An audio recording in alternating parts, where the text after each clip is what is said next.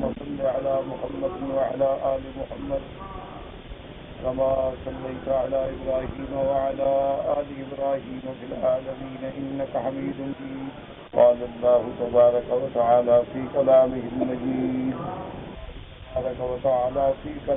المجيد أعوذ بالله من الشيطان الرجيم. بسم الله الرحمن الرحيم. وضرب الله مثلا قرية كانت آمنة مطمئنة يأتيها رزقها رغدا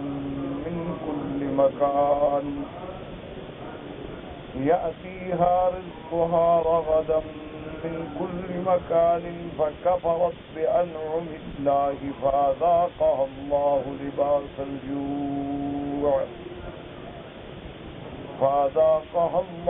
لباس الجوع والخوف بما كانوا يصنعون.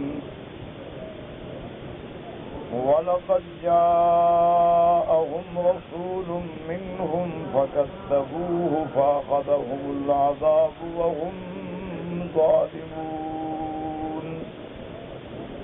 قال المؤلف والمفسر رحمه الله تعالى: هذا مثل أريد به أهل مكة فإنها كانت آمنة مطمئنة مستقرة يتخطف الناس من حولها ومن دخلها كان آمنا لا يخاف، كما قال تعالى: وقالوا إن نتبع الهدى معك نتخطف من أرضنا أَوَلَمْ نُمَكِّنْ لَهُمْ حَرَمًا آمِنًا يُجْبَى إِلَيْهِ ثَمَرَاتُ كُلِّ شَيْءٍ رِزْقًا مِنْ لَدُنَّا وَهَكَذَا قَالَ هَاهُنَا يَأْتِيهَا رِزْقُهَا رَغَدًا حَنِيًّا سَهَلًا. سورۃ النحل کی ان آیات مبارکہ میں اور مفسر رحمۃ اللہ علیہ فرماتے ہیں کہ اللہ نے جو یہاں مثال بیان فرمائی ہے ایک بستی کی اور بستی والوں کی، اس بستی والوں سے مراد ہیں اہل مکہ. یاد رکھیں کہ جیسے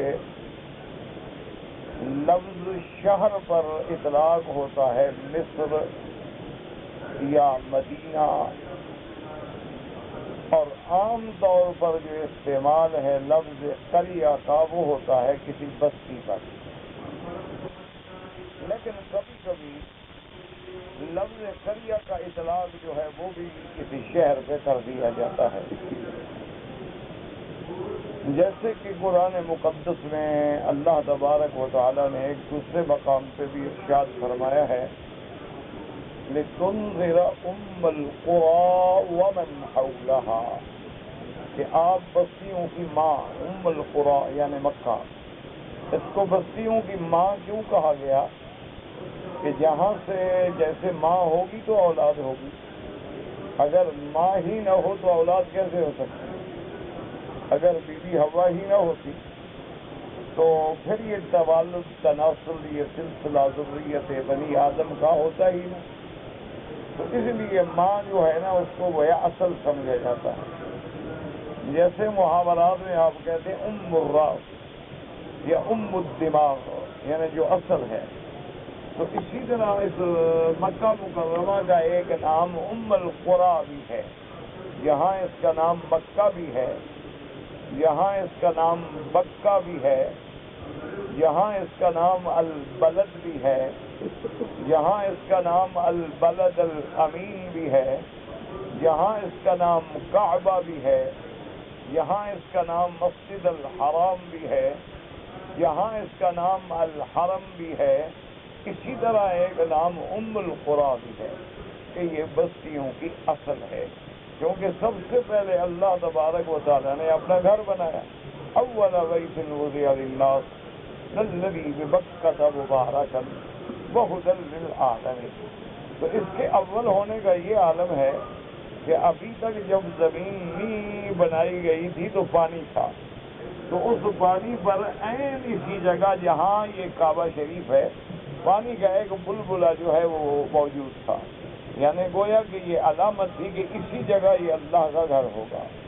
تو ابھی زمین نہیں بنائی گئی، تو سب سے پہلے جو ہے وہ پانی تھا، پھر اللہ تبارک و تعالیٰ نے اس پانی کو گاڑھا کر دیا، اور گاڑھا ہوتے ہوتے ہوتے وہ شکل میں آ گیا کہ وہ جیسے کہ آپ کسی مٹی کو گوندھ دیتے ہیں اور وہ جم جاتی ہے، اور پھر اس کو پھیلایا گیا، یعنی پہلے اس پانی کو گاڑھا کیا گیا، گاڑھے ہونے کے بعد وہ گویا کہ ایک کیچڑ کی شکل میں آیا، کیچڑ کے بعد وہ گوندھی ہوئی مٹی کی شکل میں آیا، تو پھر جیسے آدمی روٹی کا پہلے پیڑا بناتا ہے اور پھر روٹی پھیلاتا ہے، اس کو ایک پیڑے کی شکل دی گئی، اس کے بعد آسمان بنائے گئے اور پھر زمین کو بچھایا گیا۔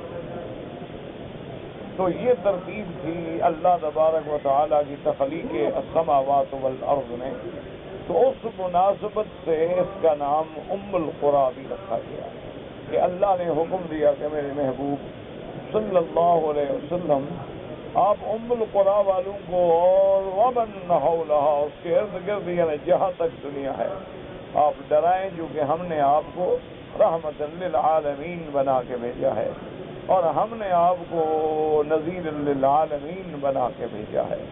تو میرے کہنے کا مقصد یہ تھا کہ کبھی لفظ قریہ کا اطلاق جو ہے وہ بڑے شہر پہ بھی ہو جاتا ہے، اور بعض علماء نے یہ بھی فرمایا ہے کہ اصل میں جب مکہ آباد ہوا ہے تو گویا ایک بستی تھی، واد غیر ذی زرع، ایک ایسی وادی تھی کہ جس میں کوئی آبادی نہیں ہے اور جس میں کوئی انسان نہیں ہے اور جس میں کوئی پانی وغیرہ کا انتظام نہیں ہے، تو واد غیر ذی زرع عند بیتک المحرم۔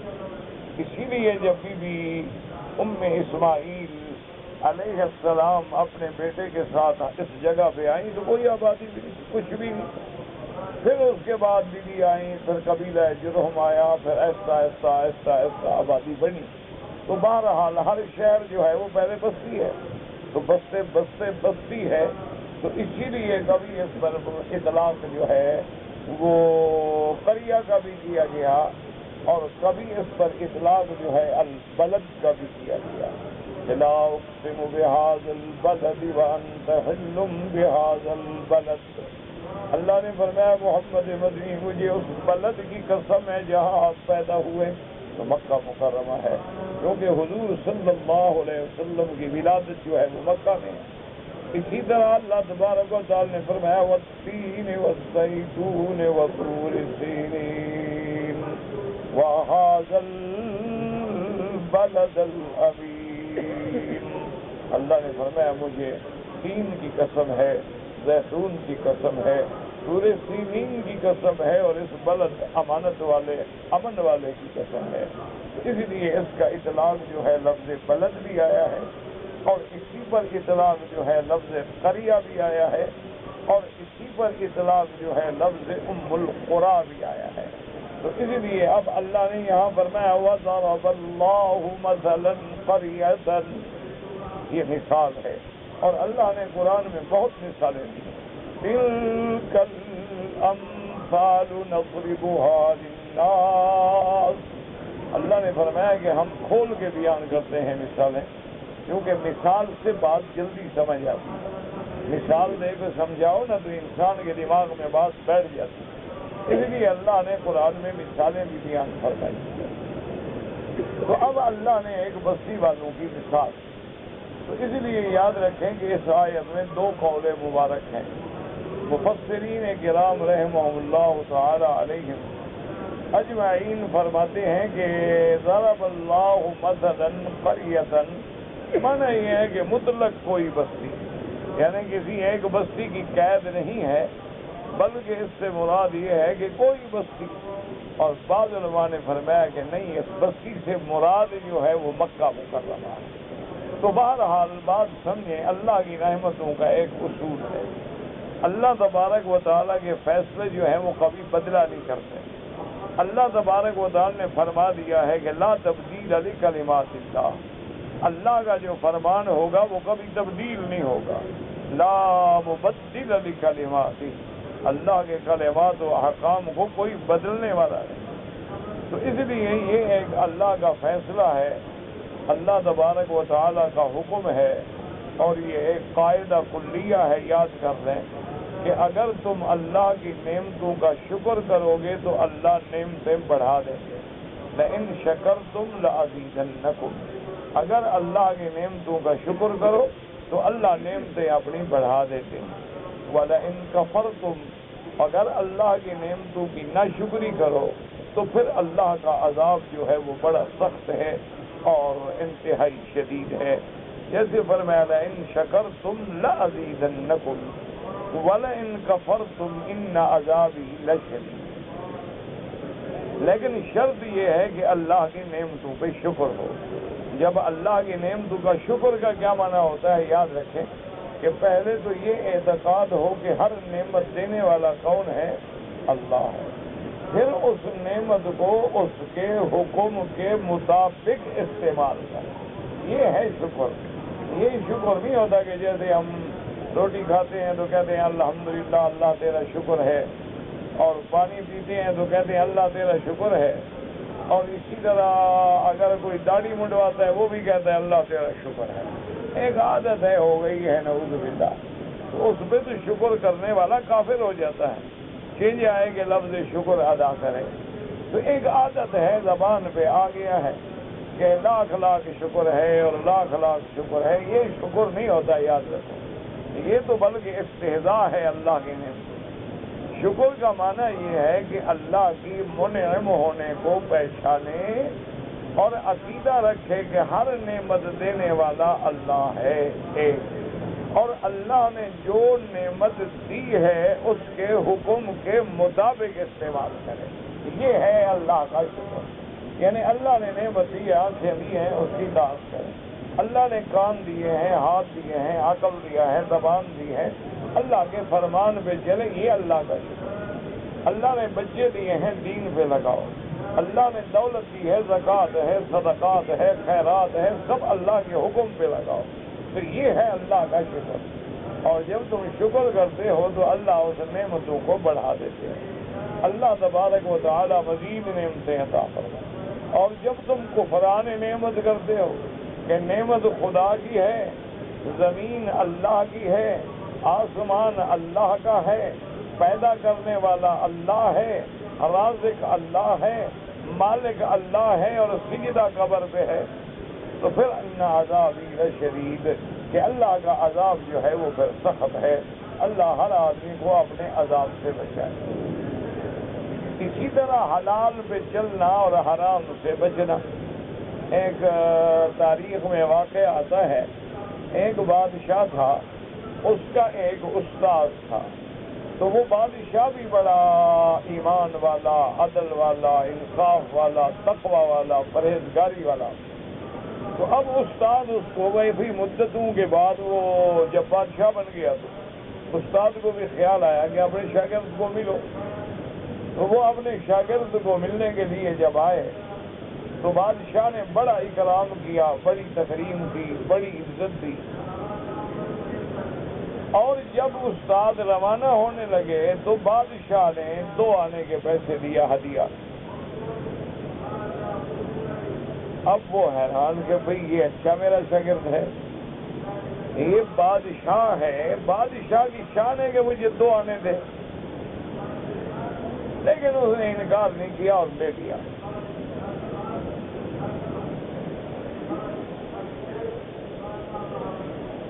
چار 5 سال کے بعد بادشاہ نے پتہ کرایا کہ میرے استاد کا کیا حال ہے، تو انہوں نے کہا جی آج کل تو آپ کے استاد ماشاءاللہ وہ تو لاکھوں پتی اور کروڑوں پتی ہو گئے، بڑے دولت ہی دولت ہے، زمینیں ہیں، کاروبار ہے، گھر ہیں، بڑے مدرسے بن گئے، وہ تو استاد آپ کا تو ماشاءاللہ بہت ترقی کر گئے۔ تو بادشاہ نے کہا کہ چلو اب ہم استاد کو ملنے جاتے ہیں۔ تو بادشاہ اپنے استاد کی خدمت میں حاضر ہوئے، اور مسجدیں اور مدرسے اور حضرت کی کوٹیاں اور دیکھ کے حیران ہو گئے۔ تو بادشاہ نے پوچھا کہ حضرت آپ میرے استاد ہیں، مجھے پوچھتے ہیں ادب بھی ہے اور حیا بھی ہے، لیکن میں رہ نہیں سکتا کہ آپ تو بالکل غریب آدمی تھے، یہ دولت ریل پیل کیسے ہو گئے؟ تو استاد نے کہا کہ دیکھو بادشاہ سلامت، ایک سوال تم نے کیا ہے، ایک سوال میں کروں گا۔ جو تم نے کیا ہے میں جواب دوں گا، اور جو میں نے کیا ہے وہ تم جواب دو گے۔ بادشاہ نے کہا بالکل حاضر، میں تو آپ کا شاگرد ہوں، آپ جو حکم کریں۔ انہوں نے کہا مجھے یہ بتاؤ کہ جب میں فلاں سن میں اتنے سال قبل تمہیں ملنے کے لیے آیا تھا اور اس میں بڑی امیدیں لے کے آیا تھا کہ میرا شاگرد ہے اور اللہ نے بادشاہ بنا دیا ہے تو مجھے ضرور نوازیں گے، لیکن آپ نے مجھے 2 آنے دیے، یہ کیا راز تھا؟ اس نے کہا حضرت میں چاہتا تو نہیں تھا کہ یہ بات کھلے، لیکن آپ نے پوچھ لیا۔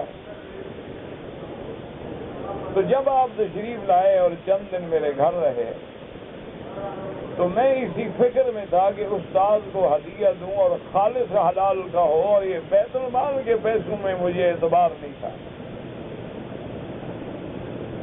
تو میں نے ایک رات، آپ کو یاد ہوگا کہ آپ میرے ہاں مہمان تھے اور بڑی بارش ہوئی تھی، انہوں نے کہا ہوئی۔ انہوں نے کہا کہ اس بارش میں نے غریبوں کا مزدوروں کا لباس پہنا اور ایک بازار میں گیا، ایک بندہ ملا، اس نے کہا ابھی میری چھت ٹپک رہی ہے تو مہربانی کر کے چھت بنوا دو تو میں مزدوری دے دوں گا۔ تو میں نے رات کو اس کے گھر میں کام کیا، اس کی چھت پہ مٹی ڈالی، اس کی چھت کی لپائی کی اور اندر جو پانی تھا وہ کیچڑ صاف کیا، اور عین تہجد کے وقت فارغ ہوا، میں نے کہا بھی مزدوری دو اور میں جاؤں۔ اس نے کہا بھائی تم نے تو بڑی دیانت سے کام کیا ہے اور اتنا کام کیا ہے کہ 10 مزدور بھی نہیں کر سکتے، مہربانی کرو میں تمہیں مزدوری صبح دوں گا، آپ میری دکان پہ آ جائیں اور میں آپ کی مزدوری حاضر کروں گا، اور میرا دل کرتا ہے میں آپ کو کچھ زیادہ دوں۔ میں نے کہا بھائی میں دن کا مزدور ہوں نہیں، میں دن کو مزدوری نہیں کرتا، میں مزدوری کرتا ہوں رات کو، جو کچھ ہے مجھے دے دو۔ اس نے مجھے 2 آنے دے دیے، تو وہ 2 آنے میں نے رکھ لیے، یہی میرے پاس حلال تھا جو میں نے آپ کو دے دیا، اور میرے پاس کوئی متیقن حلال نہیں تھا۔ میں سوچتا تھا تو شبہ پڑ جاتا تھا کہ یہ اس لیے حرام نہ ہو، یہ اس لیے حرام نہ ہو، استاد کو کیسے دوں؟ تو انہوں نے فرمایا کہ پھر بادشاہ سلامت میرا قصہ کا جواب بھی سن لو، اس 2 آنے کی برکت ہے کہ آج میں لاکھ پتی بن گیا۔ آپ نے مجھے جو 2 آنے دیے تھے تو اس 2 آنے سے میں نے بیج خریدا تھا ایک چیز کا، وہ میں نے کاشت کیا اور بڑھتا گیا اور بڑھتا گیا، اور اللہ دیتے گئے۔ یہ آپ کے وہی 2 آنے ہیں جس کا یہ سارا پھل دیکھ رہے ہو جو حلال کہتے ہیں۔ تو اس لیے اللہ تبارک و تعالی جب آدمی بادشاہ ہو کے مزدوری کرے، جب بادشاہ ہو کے کتابیں لکھ کے اس کی مزدوری کے پیسے سے روٹی کھائیں، جب بادشاہ ہونے کے باوجود اللہ تبارک و تعالیٰ کا دلوں میں خوف ہو، تو پھر اللہ ان کی زبان میں، ان کی باتوں میں، ان کے پیسے میں ایسی برکتیں عطا فرماتے ہیں کہ جن کی دنیا میں مثال نہیں۔ تو اس لیے اللہ کا یہ قاعدہ ہے کہ اللہ کی نعمتوں کا شکر کرو گے تو اللہ تبارک و تعالیٰ تمہیں اور زیادہ دیں گے، اور اگر اللہ کی نعمتوں کا کفر کرو گے تو اللہ کا عذاب بڑھے گا۔ اسی لیے کتب اسرائیلیہ میں، روایات اسرائیلیہ میں ایک واقعہ ہے کہ ایک بندہ سیدنا موسیٰ علیہ السلام کی خدمت میں حاضر ہوا۔ انہوں نے کہا کہ موسیٰ علیہ السلام کلیم اللہ، آپ اللہ کے پیارے ہیں، اللہ کے رسول ہیں، اولو العزم من الرسل ہیں، مہربانی کرو اللہ سے درخواست کرو کہ مجھے اللہ نے اتنی دولت دی ہے، اتنی نعمت دی ہے، مال ہے، مویشی ہیں، اولاد ہے، بچے ہیں، بیویاں ہیں، محلات ہیں، اب میں سنبھال ہی نہیں سکتا، اللہ بس مہربانی کرے مجھے اور نہیں چاہیے۔ مجھے اللہ نے اتنی نعمتیں دے دی ہیں کہ جن کا میں خواب ہی نہیں دیکھتا، میں تصور ہی نہیں کر سکتا۔ تو اب میری طرف سے اپنی رب کی درگاہ میں درخواست پیش کریں کہ میرا اللہ آپ کا بندہ راضی ہے، اور اس کے علاوہ اور کچھ نہیں مانگتا. تو موسیٰ علیہ السلام نے بھی حضرت اللہ کی درگاہ میں درخواست کی. اللہ نے فرمایا کہ موسیٰ اس بندے سے کہو کہ تم میرا شکر چھوڑ دو. تو جب تم میرا شکر کرنا چھوڑ دو گے تو میں بھی نعمتیں دینی چھوڑ دوں گا. لیکن جب تک تم میرا شکر کرتے رہو گے تو میرے خزانے میں کون سی کمی ہے کہ میں تجھے نعمتیں نہ دوں. تو موسیٰ علیہ السلام نے بلایا اور نے کہا حضرت میں اللہ کا شکر کیسے چھوڑوں؟ اللہ کا شکر تو میں چھوڑ نہیں سکتا. تو نے کہا پھر یہ نعمتیں بھی اللہ تمہیں دیتے ہی رہیں. اسی لیے حضرت داؤد علیہ السلام کے بارے میں اللہ کے قرآن میں آیا ہے، اللہ نے حکم دیا اعملوا آل داؤد شکرا، کہ آل داؤد تم میری شکر کا انتظام کرو. تو حضرت داؤد علیہ السلام نے سارے خاندان کو بلایا اور بیٹھ کے 24 گھنٹے جو تھے وہ تقسیم کر دیے کہ بھائی یہ 24 گھنٹے ہیں، 1 گھنٹہ روزانہ تم نے اعتکاف بیٹھنا ہے اور اللہ کا شکر کرنا ہے، نماز پڑھنی ہے، قرآن پڑھنا، تلاوت کرنا. جب یہ گھنٹہ ختم ہو تمہیں چھٹی پر دوسرا آ جائے گا. تو مانا یہ تھا کہ ایسا انتظام کیا کہ حضرت داؤد کے گھر میں 24 گھنٹے میں کوئی 1 منٹ بھی ایسا نہیں ہوتا تھا جو غفلت سے گزرے. کوئی نہ کوئی گھر کا بندہ شکر میں لگا ہے، کوئی نہ کوئی گھر کا بندہ جو ہے وہ اللہ کی عبادت میں لگا ہوا ہے. اس کے باوجود ایک دن داؤد علیہ السلام بیٹھے تھے اور اپنے اللہ سے عرض کیا کہ مولا یہ سارا تو میں نے کر دیا ہے کہ ہر وقت الحمدللہ میرے گھر میں تیرا ذکر ہے اور میں بھی ہر وقت تیرے شکر اور تیرے ذکر میں ہوں، لیکن میرا اللہ اگر دیکھا جائے تو شکر کرنے کی توفیق بھی تو آپ دیتے ہیں نا. اگر آپ توفیق نہ دیں تو ہم شکر کیسے کریں؟ تو یہ جو ہم شکر کر رہے ہیں یہ بھی تو آپ توفیق دے رہے ہیں، تو کیسے شکر کریں؟ تو اللہ نے فرمایا الآن شکرت یا داؤد، اللہ نے فرمایا داؤد اب تم نے میرا شکر کیا کہ تم نے اپنی عاجزی کا اعتراف کر لیا ہے کہ ہم تیرا شکر کر ہی نہیں سکتے. اس لیے حضور پاک نے فرمایا کہ اللہ کے ایسے فرشتے بھی ہیں آسمانوں میں کہ جو سجدے میں ہیں تو قیامت تک سجدے میں رہیں گے، اور جو رکوع میں کھڑے ہیں قیامت تک رکوع میں رہیں گے، اور جو قیام میں ہیں تو قیامت تک قیام میں رہیں گے. اور جب قیامت ہوگی تو پھر بھی اقرار کریں گے ما عبدنا کا حق کا عبادت ہے کہ یا اللہ ہم تیری حق کی عبادت ادا نہ کر سکتے. اسی طرح آتا ہے ما شکرنا کا حق کا شکرک، ما عرفنا کا حق کا معرفتک، ما عبدنا کا حق کا عبادتک.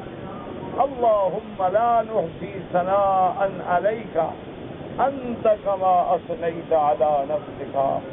حضور نے فرمایا میرا اللہ ہم تیری ثنا بیان نہیں کر سکتے، ہم تیری تعریف نہیں کر سکتے جس تعریف کا تو شان والا اور حقدار ہے. تو اس لیے حکم ہے کہ اللہ کی نعمتوں پہ شکر کرو.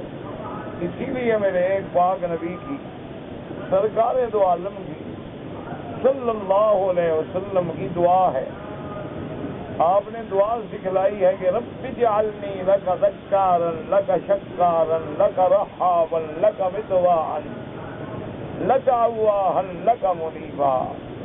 یا اللہ ہمیں شکر والا بنا، یا اللہ ہمیں شاکرین میں شامل فرما. اسی لیے دعاؤں میں آتا ہے اللہم انی اسألک علما نافعا وقلبا خاشعا ولسانا ذاکرا وشفاء عن كل داء وتوفيقا لما تحب وترضى. اس لیے ہمیشہ یاد رکھیں کہ اللہ کی نعمتوں پہ شکر کریں اور اللہ تبارک و تعالی نعمتوں کو بڑھا دیں. اب یہاں ایک سوال پیدا ہوتا ہے کہ کافر تو خدا کو نہیں مانتے لیکن ان کی نعمتیں کیوں بڑھ جاتی ہیں؟ ایک شبہ پیدا ہوتا ہے لوگوں کے دلوں میں کہ جی کافر تو خدا کو نہیں مانتے، یہودی حضرت عزیر کو خدا کا بیٹا کہہ رہے ہیں، نصرانی حضرت عیسیٰ کو خدا کا بیٹا کہہ رہے ہیں، بی بی مریم کو اللہ میاں کی بیوی بنا رہے ہیں. وہ تو اتنے بڑے گندے مشرک ہیں، وہ تو اتنے بڑے ذلیل ثالث و ثلاثہ میں پڑے ہیں، لیکن ان کو جو نعمتیں مل رہی ہیں ان کے علاقے کی نعمتیں دیکھیں، موسم کی نعمتیں دیکھیں کہ آپ حیران ہو جاتے ہیں نا کہ ہم دیکھیں کہ خدا کے گھر میں بیٹھ کے گرمی میں پسینہ پسینہ ہوتے ہیں اور وہ کافر ہیں، لیکن موسم ایسا ہے کہ ہر وقت انجوائے کرتے ہیں۔ ایسا موسم ہے کہ لوگ گرمیاں گزارنے کے لیے وہاں بھاگتے ہیں کہ جی وہاں ہمیں موسم بہت اچھا ملے گا۔ ہم یہاں بارشوں کے لیے ترستے ہیں، وہاں ہر دن میں بارش ہوتی ہے، کوئی دن خالی نہیں جب بارش نہ ہو۔ ہم اپنے محنتوں کے بعد سال میں گندم کا ایک فصل اٹھاتے ہیں، وہ 3 اٹھاتے ہیں۔ ہمارے پاس جناب حالات ایسے ہیں کہ علم نہیں ہے، ان کے پاس کالج ختم ہی نہیں ہوتے۔ تو یہ کیا بات ہے؟ تو اس کے بارے میں سمجھیں کہ کبھی اللہ نعمتیں دیتے ہیں اپنے شکر گزاروں کو، اور کبھی اللہ نعمتیں دیتے ہیں اپنے نافرمانوں کو، وہ استدراج ہوتا ہے۔ کہ جیسے ہم سارا دن قرآن پڑھتے ہیں لیکن یہ طاقت نہیں نا کہ یہاں سے 1 منٹ میں وہاں چلے جائیں، لیکن اب دیکھیں جن چلے جاتے ہیں، شیطان چلے جاتے ہیں، تو اب کوئی آدمی کیا کہے گا؟ نعوذ باللہ، شیطان عالم سے اچھا ہے کہ وہ تو 1 منٹ میں جہاں چاہے چلا جائے، ہوا بن جائے، جانور بن جائے، بندہ بن جائے، 1 منٹ میں اڑ جائے۔ تو اس کو جو چیز ملی ہے وہ استدراج ہے، اللہ اس کو دیتے جا رہے ہیں کہ دنیا کا امتحان کیسے ہو۔ اسی طرح سے امتحان ہوگا کہ ہم سمجھیں گے کہ ان کو جو کچھ مل رہا ہے وہ استدراجن ہے، اور جب وہ انتہا پہ پہنچیں گے تو آخر عذاب ہی عذاب ہے۔ اور اللہ اپنے بندوں کو دیتا ہے تو یہ استدراج نہیں ہے، اس کی رحمت ہے، یہ اس کی نعمت ہے۔ اما بنعمت ربک فحدث۔ تو اسی لیے ان دونوں باتوں کو یاد رکھا کریں کہ نعمت تو کافر کو بھی ملتی ہے، نعمت مسلمان کو بھی ملتی ہے، اولاد کافر کے گھر میں بھی ہوتی ہے، اولاد مسلمان کے گھر میں بھی ہوتی ہے، بلکہ کافروں کی اولاد تو گوری چٹی ہے، مسلمانوں کی تو کالی کلوٹی ہے۔ لیکن وجہ یہ ہے کہ مومن ہر نعمت کو اللہ کی طرف سے سمجھتا ہے، اور کافر جو ہے وہ اسباب میں اٹک جاتا ہے۔ تو اسی لیے علماء نے فرمایا ہے کہ اگر کوئی بندہ گناہ کرے، گناہ میں بڑھتا جائے اور اللہ بھی نعمتیں بڑھاتے جائیں، تو سمجھ جاؤ کہ استدراج ہے، میری پکڑ کا وقت آ گیا۔ کہ اگر آدمی گناہ کر رہا ہے، نافرمانی کر رہا ہے، وہ زنا میں پڑا ہے، شراب میں پڑا ہے، جوئے میں پڑا ہے، لیکن نعمتیں بڑھ رہی ہیں، تو سمجھ جاؤ کہ یہ خطرناک مرحلہ آ گیا ہے کہ اب استدراجی طور پہ مجھے نعمتیں مل رہی ہیں، اب جب مجھے اللہ پکڑیں گے تو پھر میرے چھڑانے کا راستہ کوئی نہیں ہوگا۔ اس لیے ہمیشہ یاد رکھیں، اور اس آیت مبارک میں ضرب اللہ مثلا قریۃ کانت آمنۃ مطمئنۃ یأتیہا رزقہا رغدا من کل مکان۔ بعض علماء نے فرمایا کہ مطلقاً بستی مراد ہے، اور بعض نے فرمایا اس سے مراد مکہ مکرمہ کی بستی ہے۔ اللہ نے فرمایا کہ ہم ایک مثال دیتے ہیں کہ جیسے بستی والے، ایک ایسی بستی تھی کہ اس میں رہنے والے آمنۃ مطمئنۃ، اس لیے علماء نے فرمایا سب سے بڑی نعمت جو ہے وہ امن ہے، امن نہ ہو تو کوئی نعمت نہیں ہے۔ آپ دیکھیں نا جی، آپ کے پاس محلات ہیں، دولت ہے، پیسہ ہے، لیکن امن نہ ہو، آدمی کو ہر وقت خوف ہے ڈاکو آئیں گے، ماریں گے، چھین لیں گے، پکڑ لیں گے، گھر والوں کو آگے بند کر دیتے ہیں، سارا سامان لوٹ کے چلے جاتے ہیں۔ آدمی کار ہے، اس کے بعد ماشاءاللہ 60 سال 70 لاکھ کی گاڑی ہے، ایک آدمی کھڑا ہے گن پوائنٹ وغیرہ، ٹھہرا کیا دبا ہو جاؤ، زیادہ کام ہی نہ کرنا، رپورٹ کرو گے تو پھر تم بھی اڑ جاؤ گے، تو کیا فائدہ ہوا بھائی؟ سب سے بڑی نعمت امن ہے، یہاں امن نہ ہو وہاں کوئی نعمت نہیں۔ دعا کرو اللہ اس بلد الامین کو قیامت تک امن والا بنائے، اللہ اس بلد الامین کے امن کو قیامت تک اور زیادہ فرمائے، اور اللہ بد امنی کرنے والوں کو، فساد کرنے والوں کو، فتنے ڈالنے والوں کو اگر اس کے علم میں ہدایت ہے تو ہدایت دے، ورنہ اللہ تمام مفسدین و مفترین سے اس بلد الامین کو ہمیشہ بچائے، اور اللہ تمام مسلمان ملکوں پہ رحم فرمائے، اللہ تمام مسلمان ملکوں پہ امن قائم فرمائے۔ آج کل جو مسلمان ملکوں میں اللہ کے عذاب ہیں، اوپر سے بارشوں کا عذاب ہے، نیچے سے دریاؤں کے طوفان ہیں، اور گھروں سے نکلو تو ڈاکوؤں کے طوفان ہیں، یعنی ہر طرف سے مصیبتوں نے گھیر رکھا ہے۔ دعا کرو کہ اللہم لا تہلکنا بذنوبنا اللہ ہمارے گناہوں کی وجہ سے ہمیں ہلاک نہ کر، اللہ ہمارے گناہوں کی وجہ سے ہمیں برباد نہ کر، اللہ اسلامی ملکوں پہ رحمت فرما۔ یا اللہ جیسے بھی ہیں تیرا نام لیتے ہیں، جیسے بھی ہیں مسلمان کہلاتے ہیں، جیسے بھی ہیں مسلم ممالک شمار ہوتے ہیں، اور آج وہ گھرے ہوئے ہیں، یعنی آپ حیران ہوں گے، تھر کے علاقوں میں، سندھ کے علاقوں میں، بدین کے علاقوں میں، پٹھی کے علاقوں میں، ٹھٹھا کے علاقوں میں، ہم تو ان کے بستی بستی جانتے ہیں نا، ہمارے تو علاقے ہیں، ہزاروں لوگ جو ہیں وہ گھرے ہوئے ہیں، ان کو روٹی نہیں پہنچ رہی، یعنی ہزاروں لوگ نعوذ باللہ، بچے، عورتیں، معصوم، وہ بیویاں جن کا چہرہ کبھی دشمن تو دشمن کسی دوست نے بھی نہیں دیکھا تھا، باہر پڑی ہوئی، انا للہ و انا الیہ راجعون۔ دعا کریں اللہ ان سے رحم فرمائے، یا اللہ اپنے عذاب رفع فرما۔ اسی طرح بنگلہ دیش دیکھ، اسی طرح اور ملک دیکھ، اور جناب ایک عذاب ہونا، اوپر سے بارش کا عذاب، ادھر سے گولیوں کا عذاب، اور مافیاز اتنے ظالم ہیں، وہ ڈاکو اتنے بے رحم ہیں کہ ان بے گھر بے دم لوگوں کو بھی لوٹ رہے ہیں۔ انا للہ و انا الیہ راجعون۔ ولا نقول الا لا حول ولا قوت الا باللہ العلی العظیم۔ نہ قانون ہے اور نہ وہاں کوئی پوچھنے والا ہے، نہ وہاں کوئی فریاد رس ہے، بس سب کے ہاتھ اٹھے ہوئے ہیں، آنکھیں پتھرا گئی ہیں، مانگتے مانگتے زبانیں خشک ہو گئی ہیں، لیکن گناہوں کی وجہ سے اللہ کو بھی رحم نہیں آتی۔ اللہ سے دعا کریں اللہ گناہ معاف کر دے، اور اللہ تبارک و تعالی رحم فرما دے۔ اللہ تبارک و تعالی عالم اسلام کی عزت کا فیصلہ فرما۔ اللہ عالم اسلام کے کو ہم نے کیسا امن دیا، سب سے بڑی نعمت جو ہے وہ امن ہے۔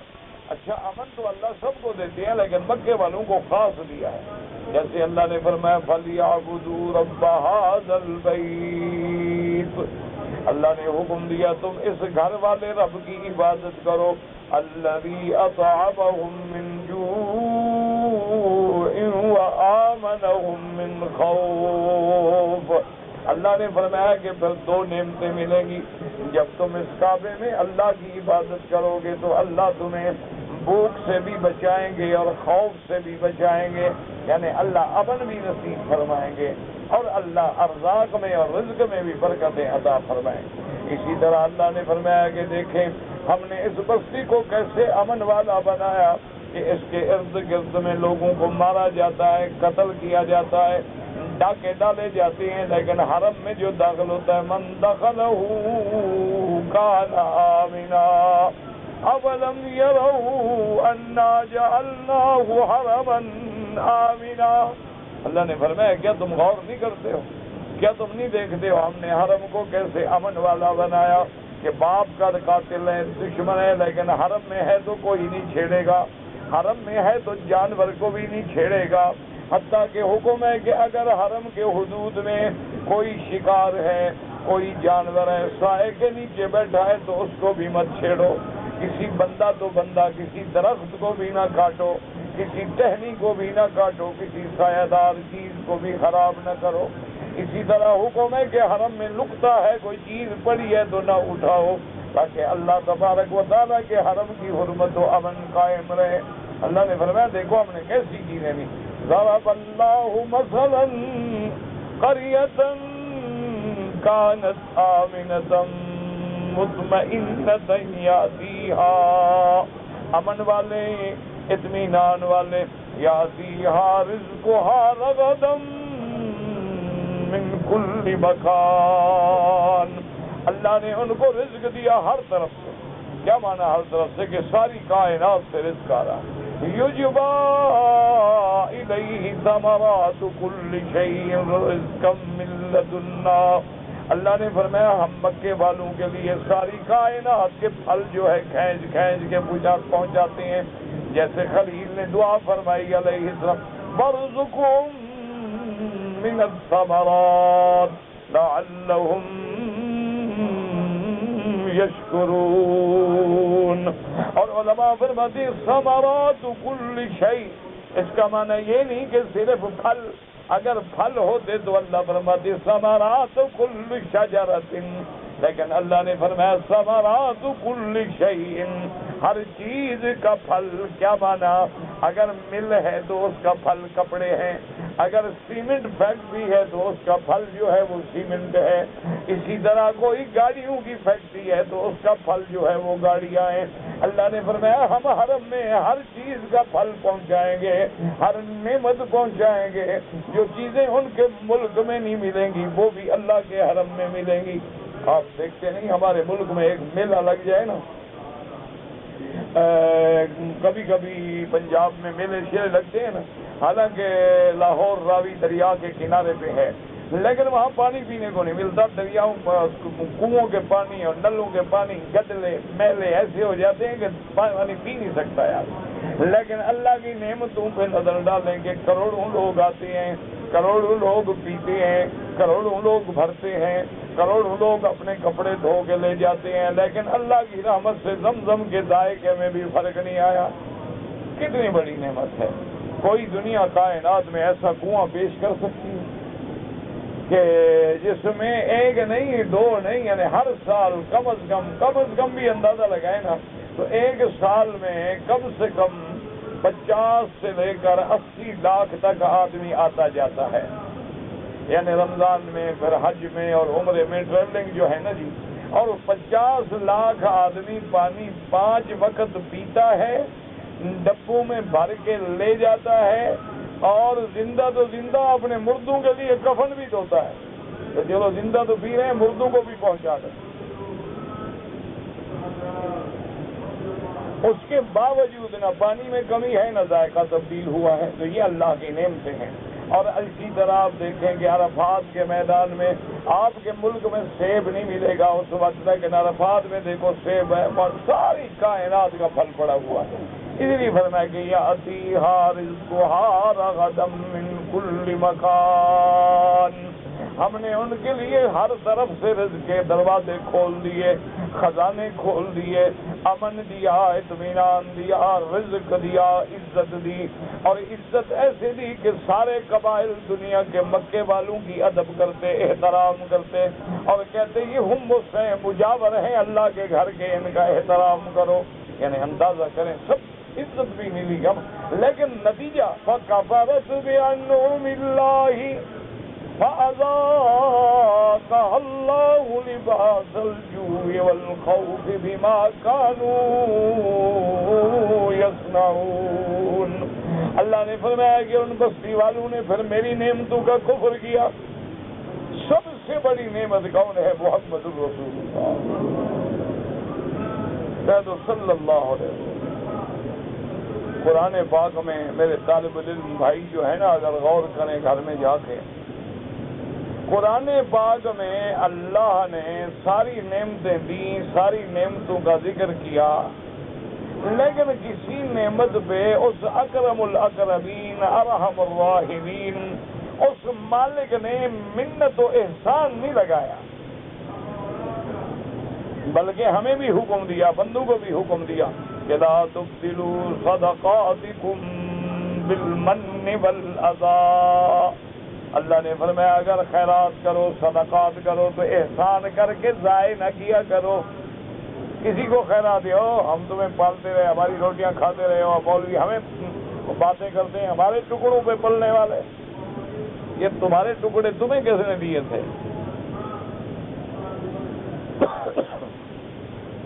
تو بہرحال میں کہنے کا مقصد یہ ہے کہ ذرا اللہ تبارک و تعالیٰ کے قرآن میں غور کریں، صرف سورۃ الرحمن پڑھ لیں تو کتنی نعمتیں ہیں،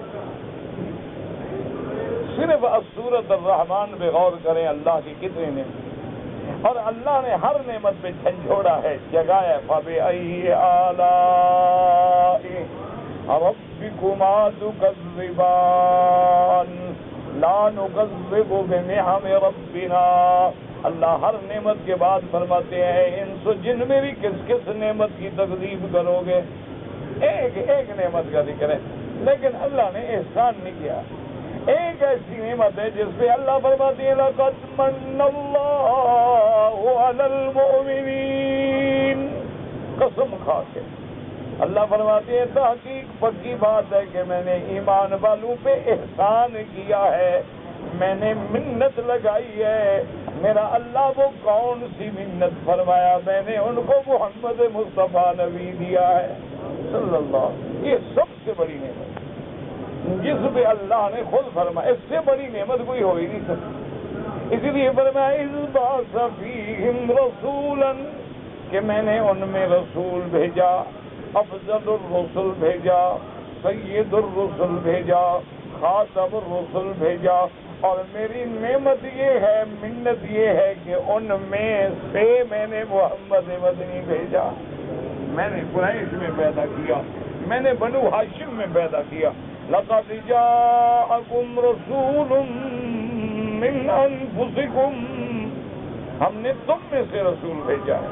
اللہ نے فرمایا اگر میں جبریل بھیجتا تو مسئلہ حل نہ ہوتا، فرشتہ بھیجتا تو مسئلہ حل نہ ہوتا، اگر کسی اور جنس سے اور قبیلے سے اور قوم سے بھیجتا تو مسئلہ حل نہ ہوتا، لیکن میرا منت یہ ہے، احسان یہ ہے کہ میں نے نبی بھیجا، افضل الرسل بھیجا، خاتم الرسل بھیجا، خاتم الانبیاء والمرسلین بھیجا، شفیع المذنبین بھیجا، سید الاولین والآخرین بھیجا، اور بھیجا بھی تم میں سے، تمہارے قبیلہ قریش بنی ہاشم میں سے، عبد المطلب کے گھرانے میں سے، وہ پیدا بھی تم میں ہوا، نشا بھی تمہارے سامنے، پروان بھی تمہارے سامنے چلا ہے، یہ میرا احسان سمجھو مانو۔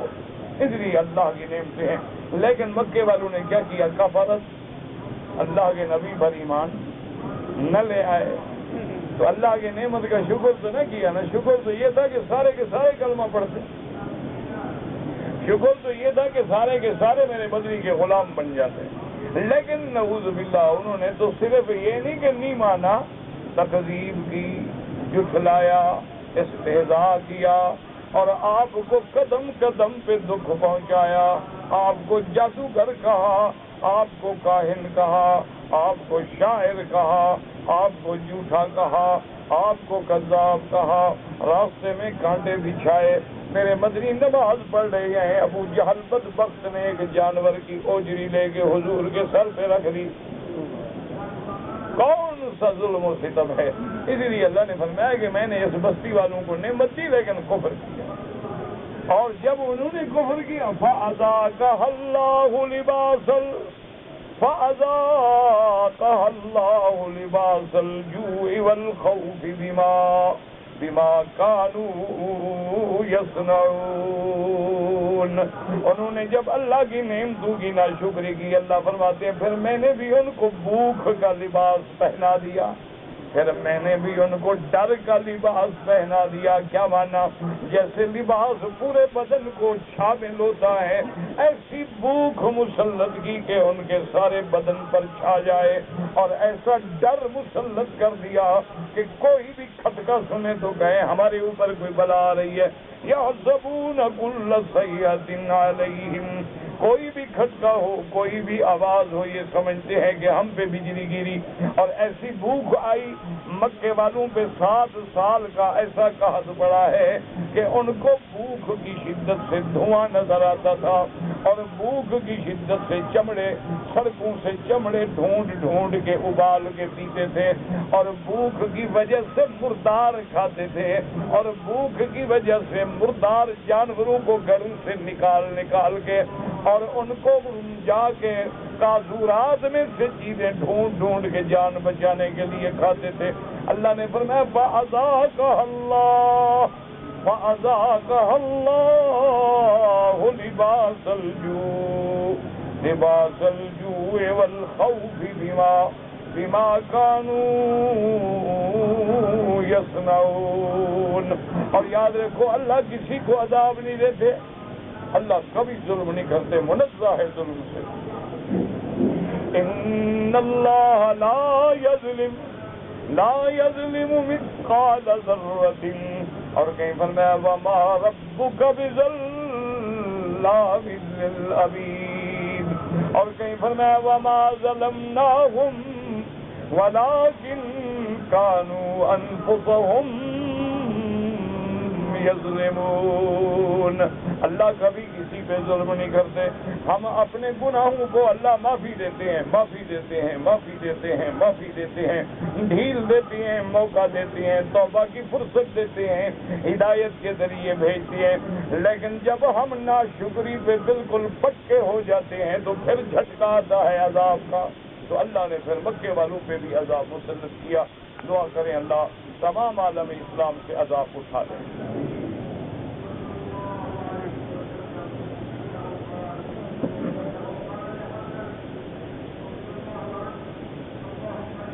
اگر کوئی آدمی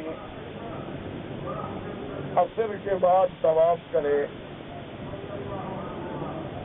تو امام ابو حنیفہ رحمۃ اللہ علیہ فرماتے ہیں کہ وہ 2 رکعت واجب الطواف جو ہیں وہ مغرب کے بعد پڑھیں.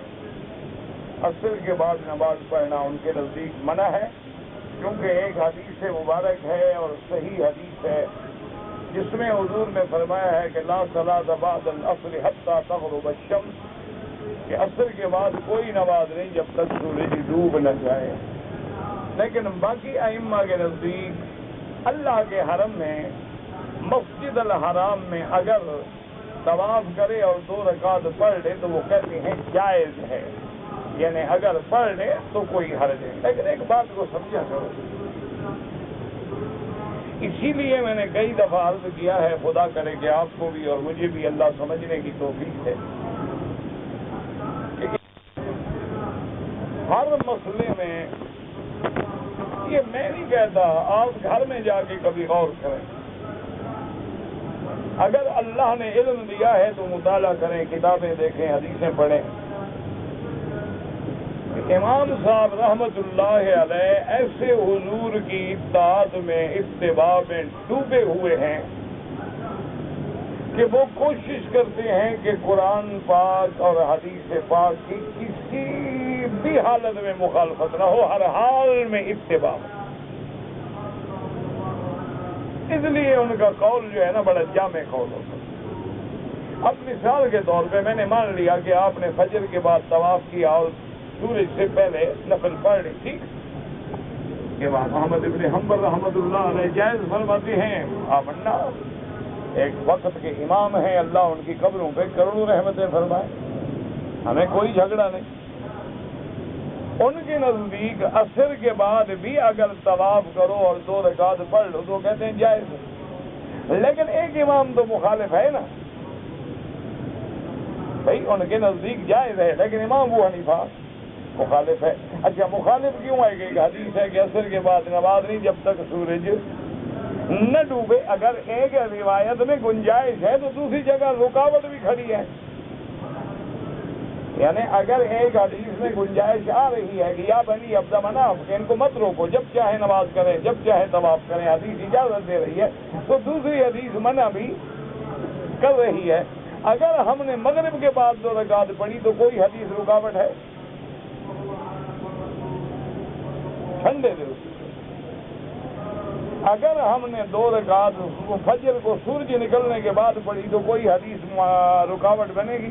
تو مانا یہ ہے کہ دونوں حدیثوں پہ عمل ہو جائے گا اور کوئی حدیث جو ہے اس کی رکاوٹ بھی نہیں بنے گی. تو اسی لیے کوشش کریں کہ اللہ ہمیں ہر حدیث کی اطاعت و اتباع کی توفیق عطا فرمائے. تو اس لیے ائمہ کرام جو ہیں، یہ ایک الگ بات ہے کہ ہمارا ذہن بہت کم ہوتا ہے، علم بہت کم ہوتا ہے، اور کسی ائمہ فقہا رحمہم اللہ علیہم اجمعین کے قول کو دیکھ کے اور اپنے مسلک کے خلاف دیکھ کے فوراً اچھل پڑتے ہیں. یہ ہماری حالت ہوتی ہے. اگر غور کریں تو تمام ائمہ کی محنتوں کو اللہ قبول فرمائے رحمت اللہ علیہم اجمعین.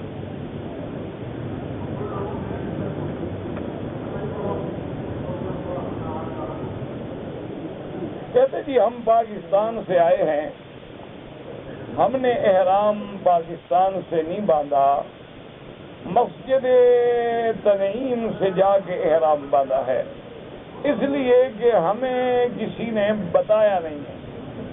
آپ نے کتنوں سے پوچھا جنہوں نے آپ کو نہیں بتایا؟ کسی ایک مولوی کا نام لو نا، ہم اس کے پاس گئے، اس سے مسئلہ پوچھا، اس نے نہیں بتایا.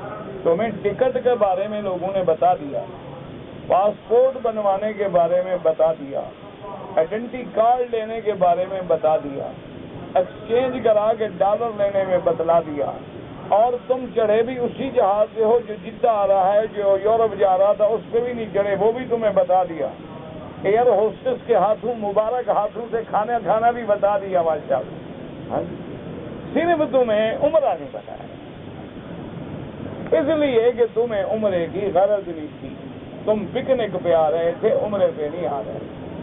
اگر تم عمرے پہ آتے تو پہلے مسئلہ پوچھتے، عمرہ کی کتاب پڑھتے، کسی عالم کے پاس جا کے ساری باتیں سمجھتے اور پھر عمرہ کرتے۔ تمہیں دین سے غرض نہیں تھی، چلو جی چھوڑو جی، اور جی لوگ جیسے کریں گے ہم بھی کر لیں گے۔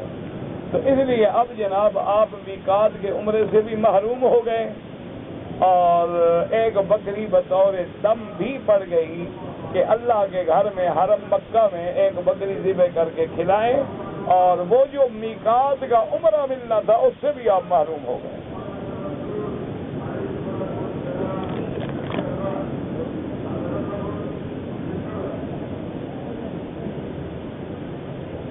کہتے جی کہ میں روحانی طور پہ بیمار ہوں اور میں آپ سے علاج کرانا چاہتا ہوں۔ علاج معالج سے کرایا جاتا ہے یا بیمار سے؟ میں تو خود بیمار ہوں۔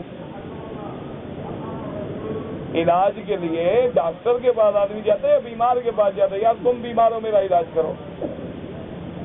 تو میرا بھائی میں تو جسمانی بھی بیمار ہوں، روحانی بھی بیمار ہوں، اس لیے آپ کوئی اہل اللہ، کوئی اللہ والا، کوئی اولیاء اللہ ڈھونڈیں اور اس کی صحبت میں رہیں۔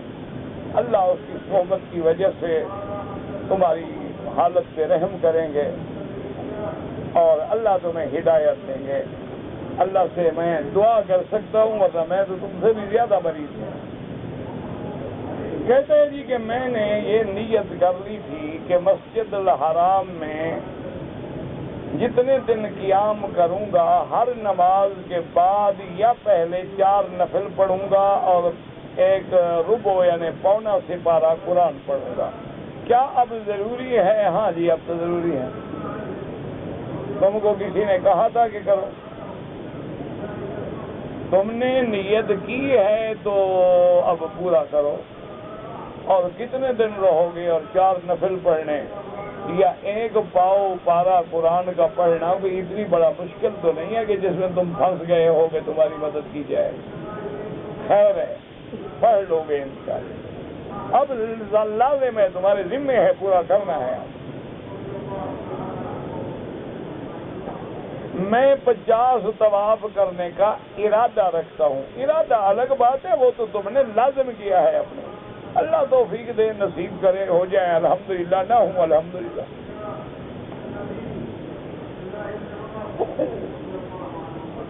ایک مسلمان کے لیے یہ جائز ہے کہ وہ انگوٹھی پہنے اور اس میں مختلف پتھر ہوں، بالکل سنت ہے، جائز نہیں سنت ہے۔ تمہیں مسئلے کا پتہ نہ ہو تو میں کہتا ہوں انگوٹھی پہننا سنت ہے محمد مصطفیٰ، چاہے مہر والی ہو یا پتھر والی ہو، کوئی بھی، اور جو چاہو پتھر پہن لے۔ اگر اس کا پتھر پہ عقیدہ ہوتا تو وہ بدلتا نہ۔ اصل وجہ اس کی بیچارے کی میری انگوٹھی پہ نظر ہے، یہ ہم سمجھتے ہیں اس وقت۔ تو اگر میرا کسی پتھر پہ عقیدہ ہوتا تو پھر میں بدل تو نہ دیتا، اسی کو لاگو رکھتا نا۔ میں جب بدل دیتا ہوں تو معلوم ہوا کہ پتھر میں میرا عقیدہ نہیں ہے، ویسے زینت کے لیے پہن لیتا ہوں اور جائز ہے۔ اور دوسرا جو ہے نا میرا، یہ آپ انگوٹھیاں یا گھڑیاں جو مختلف دیکھتے ہیں، یہ مال مفت ہے، اصل راز کا تمہیں پتہ نہیں۔ مولوی اتنا پاگل نہیں ہوتا کہ اپنے پیسے سے کوئی چیز خریدے۔ اللہ نے ہمیں پیدا اس لیے کیا ہے کہ تم کماؤ اور ہم کھائیں۔ تو بہت سارے دکاندار میرے دوست ہیں، عزیز ہیں، برخوردار ہیں، وہ جب جاتا ہو کہتے ہیں استاد ایک نئی آئی ہے، ہفتے کے لیے پہن لو، اگلے ہفتے میں واپس کر دینا، ہم آپ کو اور پہنا دیں گے۔ تو اصل چکر یہ تھا جو مجھے بتانا پڑا تیرے اعتراض کی وجہ سے۔ اب کیا کریں جی، مولوی کو یہ معاف نہیں کرتے، خود جو کچھ کریں ان کے پاس تو لائسنس ہے نا۔ یہ کہتے ہیں مولوی غلطی نہ کرے. ویسے اصل وجہ ہے اس کی. مجھے والد صاحب رحمۃ اللہ علیہ سے میں نے ایک دفعہ پوچھا تھا. میں نے کہا حضرت یہ ہم مولویوں پہ لوگ بڑا اعتراض کرتے ہیں. داڑھی چھوٹی ہے تو مولوی کی, اور پگڑی ٹیڑھی ہے تو مولوی کی, اور ٹوپی یوں ہے تو مولوی کی, اور انگوٹھی لال ہے تو مولوی کی, اور گھڑی پیلی ہے تو مولوی کی. یہ کیا ہے آخر؟ تو انہوں نے فرمایا بیٹا مولوی کی مثال ہے سفید چادر کی, اور عام لوگوں کی مثال ہے کالے چادر کی. تو کالی چادر پہ جتنے رنگ لگاتے جاؤ نظر ہی نہیں آتے, سفید پہ تو دور سے داغ نظر آتا ہے. تو اس لیے تم اپنے آپ کو بچانے کی کوشش کیا کرو. یہ تم پہ جو اعتراض ہوتے ہیں تمہارے بھلے کے لیے ہیں, تمہاری برائی کے لیے نہیں ہے کہ تم سنبھل کے رہو. اس لیے مجھے غصہ اس بات پہ نہیں آتا. اگر کوئی آدمی طواف کیا اور طواف کرنے کے بعد 2 رکعت نہیں پڑھے اور اپنے ہوٹل پہ چلا گیا, وہاں سو گیا, کھانا کھایا, جب بعد میں حرم آیا تو پڑھ لیا, ٹھیک ہے کوئی بات نہیں, دوسرے دن بھی پڑھ لو کوئی حرج نہیں, وہاں ہوٹل میں پڑھ لو تب بھی کوئی حرج نہیں.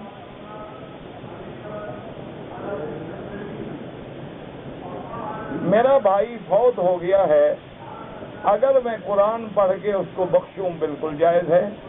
امام احمد بن حنبل رحمۃ اللہ علیہ, امام ابو حنیفہ رحمۃ اللہ علیہ, اسی طرح امام اسحاق رحمۃ اللہ علیہ فرماتے ہیں کہ تم قرآن پڑھ کے بخشو تو ثواب ملے گا, میت کے لیے روزہ رکھو تو ثواب ملے گا, نفل پڑھو تو ثواب ملے گا.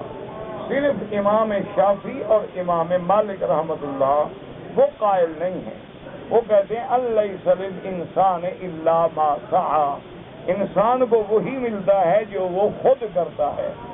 لیکن یہ تینوں ائمہ جواب دیتے ہیں کہ اس انسان سے مراد کافر ہے, اس انسان سے مراد مومن ہے ہی نہیں, کیونکہ مومن کا تو قرآن خود کہہ رہا ہے واتبعتہم ذریتہم, کہ قیامت والے دن اللہ اولاد کو والدین کے نیک عمل کی وجہ سے جنت میں بھیج دیں گے, وہ تو دوسرے کی وجہ سے جنت میں جا رہا ہے.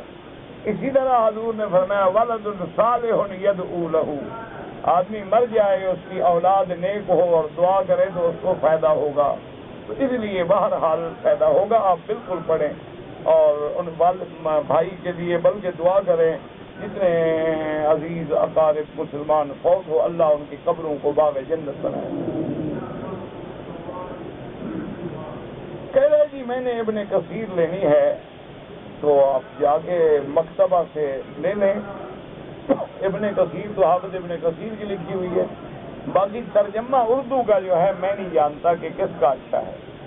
میں نے 1-2 ترجمے دیکھے ہیں اردو کے, لیکن وہ ایسے ہیں ماشاء اللہ کہ جس مشکل لفظ کی بات ہو وہ ترجمہ کرتا ہی نہیں.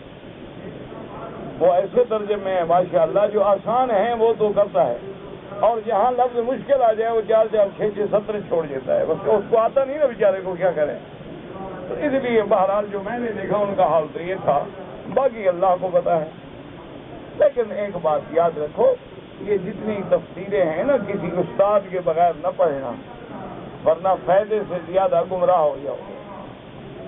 کسی استاد سے رجوع کرو اور عالم کے پاس بیٹھ کے تھوڑا تھوڑا روز پڑھا کرو, تاکہ تمہیں 1-2 پارے پڑھ لو گے نا تو استاد سمجھا دے گا کہ کیسے سمجھنا ہے. قرآن کے محکمات کیا ہیں, متشابہات کیا ہیں, ناسخ کیا ہے, منسوخ کیا ہے, اور سور مکیہ کیا ہیں, سور مدنیہ کیا ہیں, اس میں احکام کیا ہیں, اخبار کیا ہیں, قصص کیا ہیں, وعد کیا ہے, وعید کیا ہے, تخویفات کیا ہیں, تحدیدات کیا ہیں, توبیخات کیا, یہ سارا علم ہے. ورنہ تم تو صرف اردو پڑھتے جاؤ گے نا, تو پھر اردو والا جو ترجمہ اس میں تو یہ بھی پتہ نہیں لگے گا کہ یہاں وقف کرنا ہے کہ نہیں کرنا, ترجمہ تو بدل جائے گا.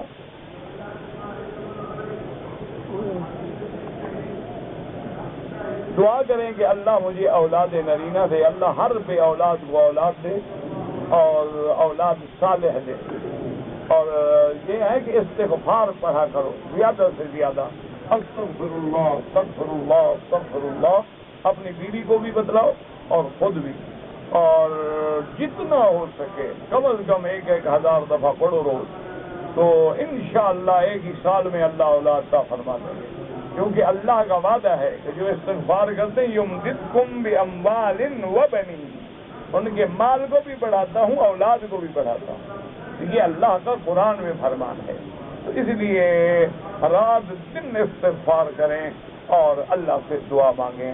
اسی طرح دعا ہے یرثنی و یرث من آل یعقوب، اسی طرح دعا ہے حب لی من لدنک ذریۃ طیبہ، اسی طرح دعا ہے حب لنا من ازواجنا و ذریاتنا قرۃ اعین، اور میاں بیوی علاج بھی کراؤ، صرف دعا اور وظیفے پہ زور نہ رکھو، اپنا علاج بھی کراؤ۔ اور ایسا نہ ہونا ایک آدمی ہے جی دعا کرو اللہ مجھے اولاد دے، شادی ہے، میں نے کہا تمہاری، کہتے نہیں، میں نے کہا اولاد تمہیں ہوگی، میری دعا کیا کرے گی بدبخت؟ کیا پہلے شادی کرو پھر آنا مجھ سے دعا کرا، شادی ہے نہیں دعا کرو جی اللہ اولاد دے، میں نے کہا تمہیں تو نہیں ہوگی، میں جتنے دعائیں کر لوں۔ تو اس لیے پہلے چیک اپ بھی کراؤ، علاج بھی کراؤ، اسباب بھی اللہ نے پیدا کیے، اور یہ کوئی شرم کی بات نہیں۔ آج کل تو جو یعنی اس معاملے میں میڈیکل بہت ترقی کر گئے ہیں، آپ چیک اپ کرائیں، 1 سیکنڈ میں رپورٹ دے دیں گے کہ نقص تم میں ہے یا بیوی میں ہے، اگر دونوں میں نہیں ہے پھر دعا کرو۔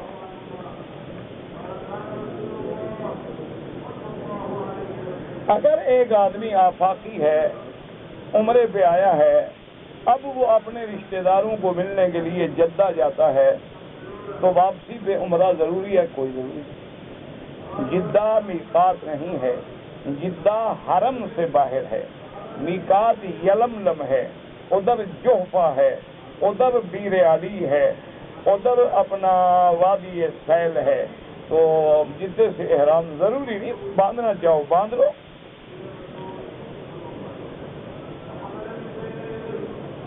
کہتے ہیں جی عمرے کے لیے آج کل جو تولیے آتے ہیں ان میں مختلف ڈیزائن اور نقش و نگار ہیں، اگر نقش و نگار میں کوئی جانور کی شکل نہیں ہے تو کوئی حرج نہیں، کسی پرندے کی شکل نہ ہو، جانور کی شکل نہ ہو، ذی روح چیزوں کی شکل نہ ہو تو کوئی حرج نہیں۔